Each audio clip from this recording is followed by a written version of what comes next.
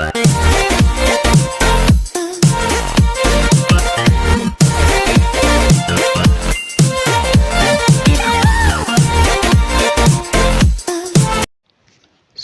है आप सभी का आपके अपने YouTube चैनल रैनी चौधरी एजुकेशन में। आज हम करने वाले हैं एक बहुत ही शानदार कहानी। हिंदी कक्षा 4 में पाठ नंबर है 13 और पाठ का नाम है गुरु भक्त कालीबाई। ये एक ऐसी कहानी है बच्चों जिसमें एक स्टूडेंट के बारे में बताया गया है कि किस तरह वो अपने जान की परवाह ना करते हुए भी अपने गुरु को परेशानी से बचाने का प्रयास करती है। तो शुरू करते हैं आज की कहानी। कहानी में लिखा है शुरुआत में, आदिवासियों का गढ़ है दक्षिणी राजस्थान। राजस्थान का जो दक्षिणी वाला भाग है वो कौन सा गढ़ है बच्चों? आदिवासियों का गढ़ है। इस क्षेत्र का एक जिला है डूंगरपुर। कौन सा जिला? डूंगरपुर। और उस डूंगरपुर जिले में एक गांव है रास्तापाल। यानी कि हम एक कहानी पढ़ने वाले हैं एक स्टूडेंट के बारे में जो गुरु भक्त है, और ये कहानी है दक्षिणी राजस्थान में डूंगरपुर के रास्तापाल नाम के गांव की। आज़ादी से पहले यहाँ कोई सरकारी स्कूल नहीं था। उन दिनों यहाँ एक पाठशाला चलती थी और उस पाठशाला को प्रजामंडल चलाता था। इस पाठशाला के संरक्षक थे श्री नानाभाई खांट। इसमें शिक्षण का काम करते थे, यानी कि जो टीचर थे उनका नाम है श्री सेंगाभाई रोध। इस नाम को बच्चों याद रखिएगा क्योंकि ये आपके प्रश्न में आने वाला है। आगे देखते हैं। इस पाठशाला में आदिवासियों के बालक भी पढ़ते थे और बालिकाएं भी।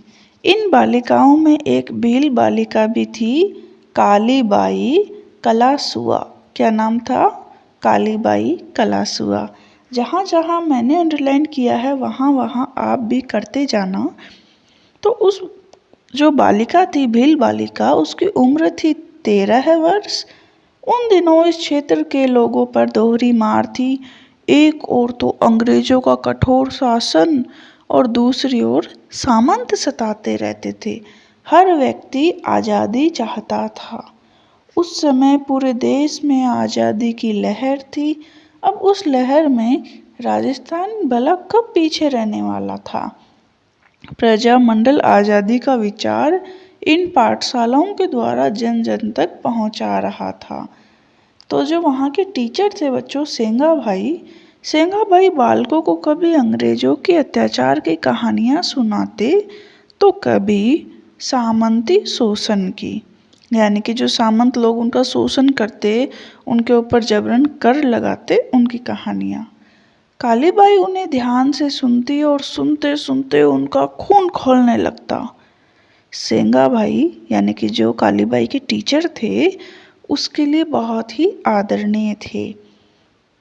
और भील बाला कालीबाई में भी एकलव्य सी गुरु शक्ति के भक्ति के संस्कार थे। आप लोगों को पता होगा एकलव्य कौन है। ये कहानी हम आपको दोबारा सुनाएंगे किसी और वीडियो में। तो एकलव्य में जो गुरु भक्ति थी, किस तरह उन्होंने अंगूठा काट दिया था अपने गुरु के कहने पे, बिल्कुल सेम टू सेम वही गुरु भक्ति के संस्कार भील बाला कालीबाई में भी थे। वह अपने गुरु की परम भक्त थी, यानी कि जो टीचर ने कह दिया वो काम हर हालत में करना ही है। एक बार की बात है, प्रजामंडल के सदस्यों की बैठक चल रही थी। वहाँ नाना भाई भी उपस्थित थे। उस बैठक में उन्होंने प्रण किया था। क्या प्रण किया था बच्चों? नाना भाई ने किया था, और जब तक मेरी जान रहेगी मैं अपने गांव रास्तापाल की पाठशाला बंद नहीं होने दूंगा। एक्चुअली था क्या बच्चों, जो नाना भाई थे ना, जो संस्थापक थे, उनका ये मानना था कि हर बच्चे को अच्छी शिक्षा मिले, हर बच्चे के मन में विदेश प्रेम की भावना जगे। तो ऐसी स्थिति में पाठशाला का, विद्यालय का खुला रहना जरूरी था। तो उसके बाद बच्चों क्या हुआ कि ये बात रास्तापाल के जो जागीरदार थे ना, जो वहाँ सामंत थे, जो वहाँ सब कुछ संभालते थे, उन लोगों को हजम नहीं हुई। वो चाहते थे कि गांव के जो लोग हैं उनमें शिक्षा का प्रचार होगा, तो फिर उनकी जागीरदारी नहीं चलेगी, उनके लोग आदेश नहीं मानेंगे, उनको लोग कर नहीं देंगे। तो इसलिए उन्होंने क्या किया, उन्होंने इस पाठशाला को बंद करने का एक षड्यंत्र रचा, एक साजिश रची।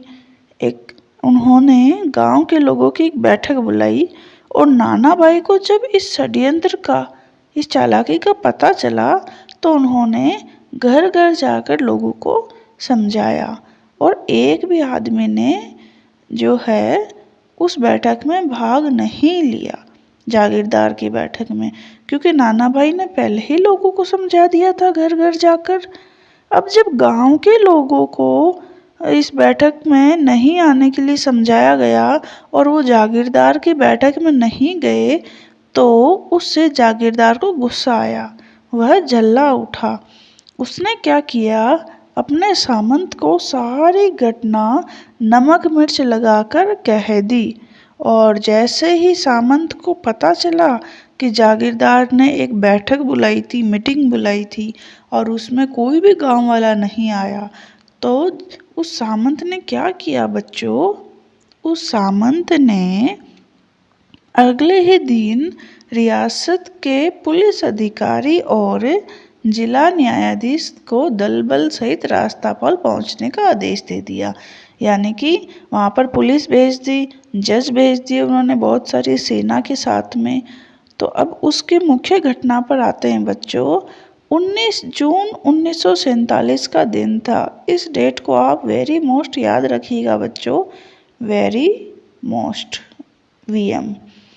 तो 19 जून 1947 को रास्तापाल की पाठशाला के बाहर एक ट्रक आकर रुका और रास्तापाल की जो प्रमुख गुरु भक्त बालिका थी, भील बालिका, जिसका नाम था काली बाई, वो उस समय अपने खेत पर गई हुई थी।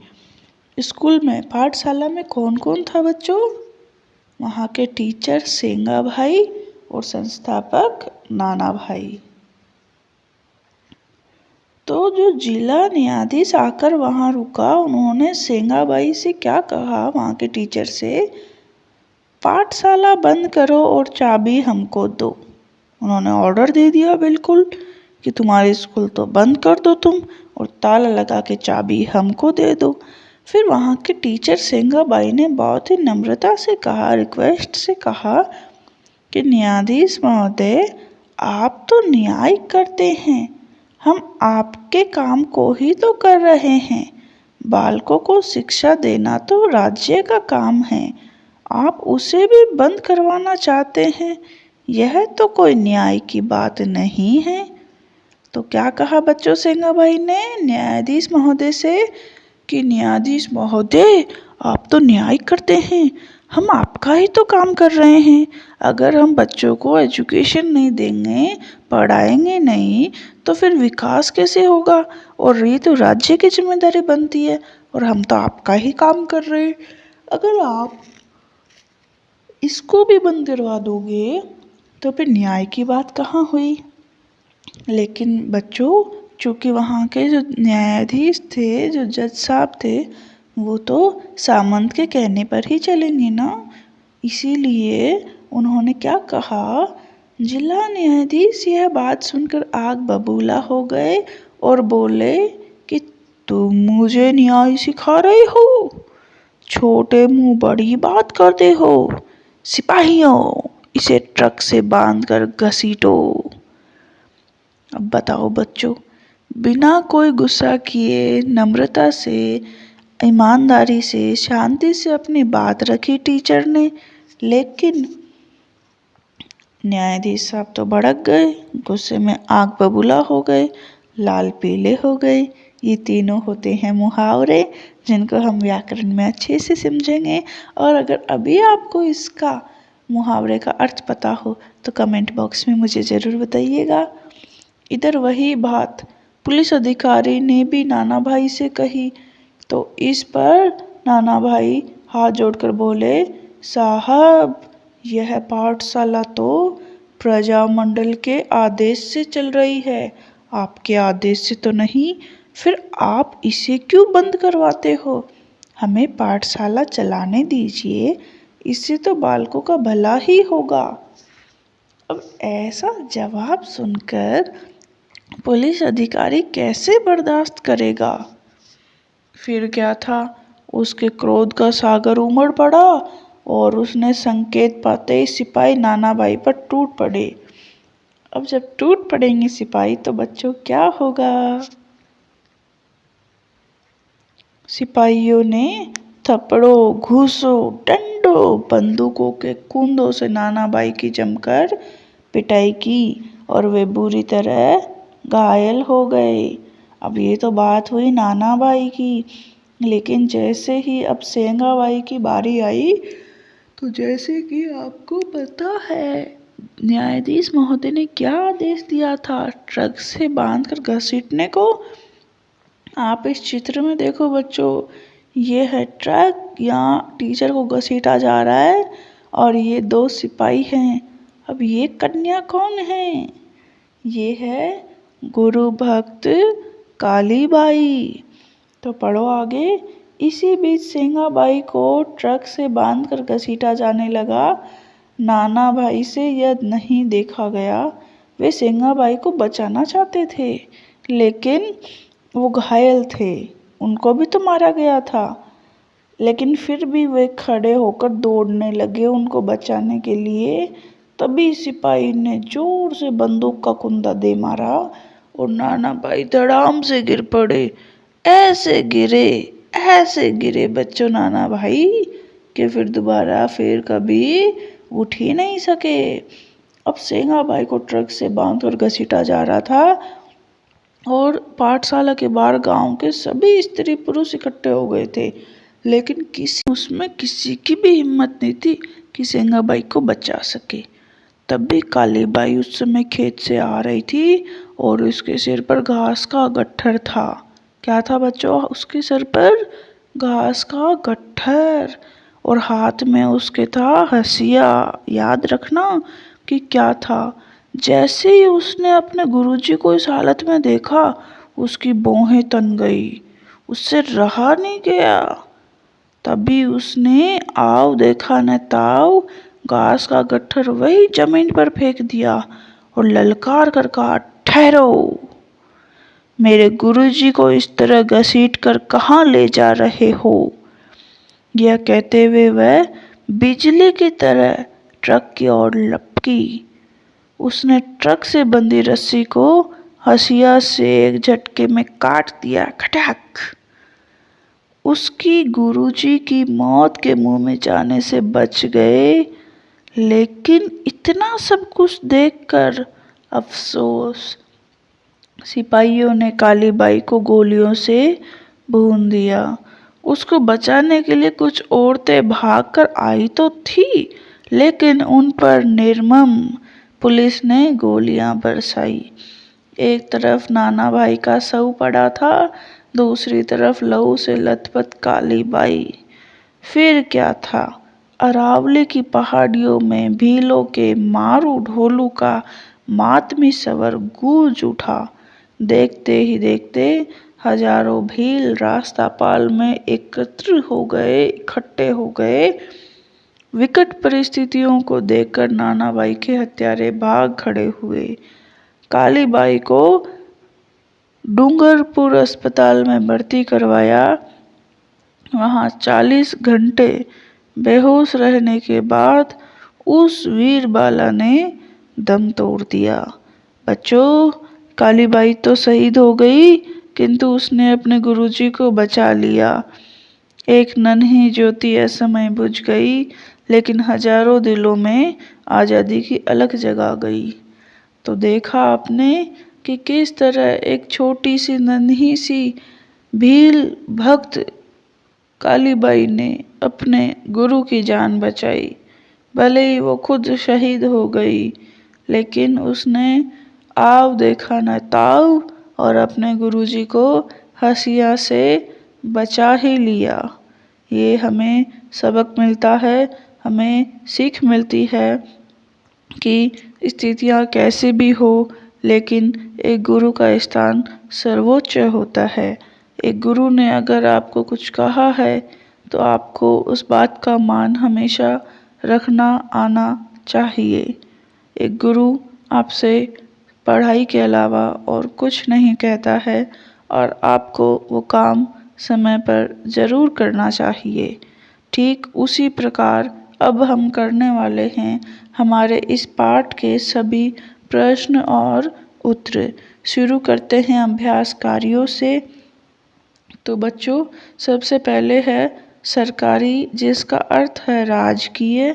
संरक्षक का अर्थ है देख रेख करने वाला, और बाला का मतलब लड़की और बालिका। उम्र यानी आयु, अत्याचार यानी ज्यादती, संकेत यानी इशारा, और निर्मम यानी निर्दय और क्रूर। इन सबको आपको याद करते रहना है ताकि आपको पाठ अच्छे से समझ में आ सके। अब हम देखते हैं उच्चारण के लिए हमारे शब्द। अच्छा, 3 और रह गए हैं शब्द अर्थ, ये तो बहुत आसान है। ढोल यानी नगाड़े, मातमी स्वर यानी दुख यानी कि शोक भरी आवाज़, और असमय यानी समय से पहले। उच्चारण वाले शब्द हैं दक्षिणी, डूंगरपुर, रास्तापाल, मंडल, खाट, सेंगाभाई, एकलव्य, षड्यंत्र, न्यायाधीश, डंडो, हंसिया और बोहें। तो यहाँ तक आपने देखा बच्चों, इतनी भक्तिमय ये कहानी थी कि बोलते बोलते मेरे खुद के रोए उठ खड़े हुए। ऐसे भक्त को बार बार नमन। तो आगे के प्रश्नों को हम एक साथ देखेंगे। इस पाठ में प्रश्न बहुत सारे हैं, लेकिन कहानी को अगर आपने समझा है तो आपको आसानी से इसके जो जवाब है वो मिल जाएंगे। भाषा के बाद में भी आज हम व्याकरण के कुछ अच्छे टॉपिक्स को एक साथ में पढ़ने वाले हैं, कई प्रश्नों के साथ में। तो शुरू करते हैं हमारे आज के प्रश्न। जिस तरह रंग सादगी को निखारता है, जिस तरह रंग सादगी को निखारता है, उसी तरह सादगी भी रंगों को निखार देती है। मुक्ता जी की ये बहुत ही प्यारी कोटेशन यहाँ लिखी है। एक बात और बच्चों, अगर आपने अभी तक पहले वाले पाठों के प्रश्न नहीं किए हैं तो वो ज़रूर कर लीजिएगा, ताकि आप परीक्षा में अच्छे नंबरों से पास हो सकें। अभ्यास कार्य शुरू करते हैं, और सबसे पहले हम हमेशा की तरह सोचे और बताएं करने वाले हैं। प्रश्न नंबर 1 लिखा है, आदिवासियों का गढ़ किसे कहा गया है? दक्षिणी राजस्थान को क्या लिखा है? प्रश्न नंबर 1 में आदिवासियों का गढ़ किसे कहा गया है? तो इसका जवाब है दक्षिणी राजस्थान को आदिवासियों का गढ़ कहा गया है। सेंगाभाई बालकों को क्या सुनाते थे? सेंगाभाई बालकों को अंग्रेजों के अत्याचार व सामंतों के शोषण की कहानियाँ सुनाते थे। तीसरा प्रश्न है, प्रजामंडल की बैठक में कौन कौन उपस्थित थे? तो इसका जवाब है प्रजामंडल की बैठक में सभी सदस्यों के साथ नानाभाई खांट और सेंगाभाई रोत उपस्थित थे, यानी कि नानाभाई और सेंगाभाई जी दोनों ही उपस्थित थे। अब हम देखते हैं प्रश्न नंबर 1 हमारा। सही उत्तर का क्रमाक्षर कोष्ठक में लिखें। क है, अंग्रेजों के अत्याचार की कहानियों को ध्यान से सुना जाता था। ए नानाभाई द्वारा, ब सेंगाभाई द्वारा, स कालीबाई द्वारा, द न्यायाधीश द्वारा। तो इसका जवाब होगा स कालीबाई द्वारा। अगला प्रश्न है, सेंगाभाई को ट्रक से बांधकर घसीटते देखा तो काली बाई ने क्या किया? अ जोर जोर से चिल्लाने लगी। ब रोकने के लिए कहा। स भीड़ में खड़ी हो गई और द हंसिया से रस्सी काट दी। तो ये तो आपको मालूम ही है कि काली बाई ने किया क्या था। उन्होंने द हंसिया से रस्सी काट दी थी। इसके बाद देखते हैं प्रश्न नंबर 2 हमारा, आज़ादी का विचार कौन सी संस्था जन जन तक पहुंचा रही थी? तो इसका जवाब होगा प्रजामंडल आज़ादी का विचार जन जन तक पहुंचा रही थी। प्रश्न नंबर 3, काली बाई का खून क्यों खौलने लगता था? तो इसका जवाब होगा अंग्रेजों व सामंतों के अत्याचारों व शोषण की कहानियां सुनकर काली बाई का खून खौलने लगता था। आगे देखते हैं प्रश्न नंबर 4, नाना भाई ने क्या प्रण किया? तो इसका जवाब होगा नाना भाई ने प्रण किया था कि जब तक जान है तब तक रास्तापाल पाठशाला बंद नहीं होने देने का प्रण नाना भाई ने किया। 5वां प्रश्न, गांव के लोगों ने जागीरदार की बैठक में भाग क्यों नहीं लिया? तो इसका जवाब होगा क्योंकि नाना भाई ने घर घर जाकर लोगों को जमींदार की बैठक में भाग नहीं लेने के लिए समझाया था। प्रश्न नंबर 6, खेत से आते समय काली बाई ने क्या देखा? तो इसका क्या जवाब होगा? काली बाई ने खेत से आते समय देखा कि सिपाही सेंगाबाई को ट्रक से बांधकर घसीट रहे थे। आगे देखते हैं प्रश्न नंबर 7, काली बाई ने जब रस्सी काट दी तो सिपाहियों ने क्या किया? तो इसका जवाब है जैसे ही काली बाई ने जब रस्सी काट दी तो सिपाहियों ने काली बाई को गोलियों से भून दिया। 8 नंबर का प्रश्न है, रास्तापाल में हजारों भील क्यों एकत्र हो गई? इसका जवाब है भील बाला के मारे जाने से मारू ढोल का मातमी स्वर सुनकर रास्तापाल में हजारों भील एकत्र हो गए। प्रश्न नंबर 9, नाना भाई के हत्यारे क्यों भाग गए? तो इसका जवाब होगा भीलों की जमा भीड़ से उत्पन्न विकट स्थिति को देखकर नाना भाई के हत्यारे भाग गए थे। तो सभी प्रश्न हमने कर लिए हैं बच्चों। अब हम देखेंगे भाषा के व्याप्त में व्याकरण। इसमें पहला प्रश्न है, न्याय में अधीश जोड़कर न्यायाधीश बनता है। आप भी नीचे लिखे शब्दों में अधीश शब्द जोड़कर नए शब्द बनाइए। तो न्याय में अधीश जोड़ने से न्यायाधीश बनता है। जिला में हम जिला प्लस अधीश करेंगे तो जिलाधीश। मठ प्लस अधीश मठाधीश। बच्चों हिंदी में इसको हम बोलते हैं धन। क्या बोलेंगे? धन। तो आगे धन से ही हम पढ़ेंगे द्वारिका। द्वारिका धन अधीश द्वारिकाधीश। गण धन अधीश गणाधीश।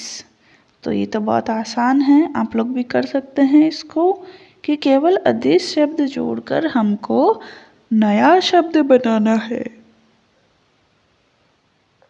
अब देखते हैं हम अगला। अगले में क्या दिया है बच्चों हमको कि नीचे दिए गए शब्दों में अंतिम वर्ण अण के स्थान पर क जोड़कर पुनः लिखें। तो देखिए बच्चों सबके लास्ट में अण दिख रहा है आपको, इसको हटाकर हमने क्या जोड़ दिया? क। जैसे कि संरक्षक, निरीक्षक, पोषक, शिक्षक। बहुत ही आसान है ये। जो भी आपको प्रश्न में लिखा है उसको केवल समझना है। अगर समझ में नहीं आए तो प्रश्न को 2 बार पढ़ने का प्रयास करें, आपको करना आ जाएगा।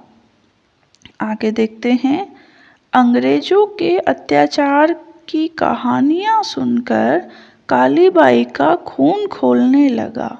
इस वाक्य में लाल रंग में छपा अंश एक मुहावरा है और इस मुहावरे का खून खौलने लगा का अर्थ होता है क्रोध आने लगा। तो आपको क्या करना है, पाठ में आए कुछ मुहावरे उनको छाट कर लिखना है और अपने शिक्षक से पूछकर इन मुहावरों का अर्थ भी पता लगाना है। तो पाठ में जो कुछ मुहावरे आए हैं उनको हमने एक तरफ लिख दिया है और उनका अर्थ भी उनके सामने लिखा है। आइए हम सब एक साथ इसको पढ़ते हैं। मुहावरा है 1 नंबर पे, नमक मिर्च लगाकर कहना, जिसका अर्थ होता है बड़ा चढ़ाकर कहना। आग बबूला होना, इसका मतलब है बहुत तेज गुस्सा आना। छोटे मुंह है बड़ी बात, इसका मतलब अपने स्तर से ज़्यादा बड़ी बात कहना। 4 नंबर पे है क्रोध का सागर उमड़ना, यानी कि आग बबूला होना। 5वां नंबर है टूट पड़ना, यानी कि झपटना। और 6 नंबर पे है बोहे तनना, यानी कि क्रोध आना। 7 नंबर पे है भाग खड़े होना, यानी कि भाग जाना। और खून खौलने का अर्थ तो आपको मालूम है, गुस्सा आना। तो बच्चों स्क्रीनशॉट लेकर आप लोग ये सारे मुहावरे अपने कॉपी में ज़रूर लिख लीजिएगा। और इसके बाद हमारा आज का सेकंड लास्ट क्वेश्चन है कि पाठ में गुरु भक्त और परम भक्त शब्द आए हैं। ऐसे ही आपको क्या करना है, भक्त शब्द जोड़कर नए शब्द बनाने हैं। तो यहाँ हमने आपके लिए बनाकर लिखे हैं देशभक्त, राम भक्त, शिव भक्त, अंधभक्त, अन्यायी भक्त, स्वामी भक्त। आप अपनी मर्जी से और भी शब्द बनाकर हमें कमेंट बॉक्स में ज़रूर शेयर कीजिएगा। इसके बाद है बच्चों हमारा आज का लास्ट प्रश्न। नीचे दिए गए उदाहरण के अनुसार क्रियाओं के रूप बदलकर वाक्य लिखें। तो जैसे कि दौड़ना, तो दौड़ने के लिए है मोहन दौड़ता है, रोशन दौड़ा, करीम दौड़ेगा। यानी कि बच्चों एक काम तो देखो हो रहा है अभी वर्तमान में, यानी कि मोहन दौड़ता है। एक काम पहले ही हो चुका है, आज से पहले, अभी से पहले, जैसे कि रोशन दौड़ा। और एक काम भविष्य में होगा, आने वाले कल में होगा, करीम दौड़ेगा। यानी कि ये 3 क्रियाएं होती हैं बच्चों, एक जो हो चुकी हो, एक हो रही हो और एक होने वाली हो। तो प्रश्न के आगे हम लिखते हैं, लिखना में मैं लिखता हूँ, तुमने लिखा, वह लिखेगा। खाना के लिए राम खाता है, मोहन ने खाना खाया, सीता खाएगी। पीना के लिए मैं पानी पीता हूँ, सुरेश ने पानी पिया, राजेश पानी पिएगा। खेलना में सुयश खेलता है, इशिता ने खेला और नेहिल खेलेगा। हंसना में राज हंसता है, वह हंसा, रश्मि हंसेगी। और गाना में मैं गाता हूँ, उसने गाया, तुम गाओगे। तो यहाँ पर होते हैं बच्चों अपने सारे पाठ के प्रश्न और उत्तर। और आज तो हमने व्याकरण में पूरे के पूरे 5 मुख्य बिंदुओं को पढ़ा है। तो आप लोगों ने मुहावरे और क्रियाओं पर खास विशेष तौर पर जोर देना है। और इसके बाद क्या करना है आपको मालूम है, जैसा कि दिखा हुआ है लाइक, शेयर एंड सब्सक्राइब। और हमारा वीडियो आपको कैसा लगता है? आपको प्रश्न और उत्तर समझ में आ रहे हैं? हमारी कहानी, हमारी कविताएं आपको अच्छी लगती है तो हमें कमेंट बॉक्स में ज़रूर बताइएगा, ताकि हम हमेशा आपके लिए नई नई कहानियाँ, कविताएं लाते रहें। जल्दी ही हम एक कहानी का भी प्रोग्राम शुरू करने वाले हैं। आप लोगों को हम कहानियाँ भी सुनाएंगे, कविताएं भी सुनाएंगे। तो मिलते हैं नेक्स्ट वीडियो में। तब तक अपना बहुत सारा ध्यान रखिएगा। बच्चों को बहुत सारा प्रेम और स्नेह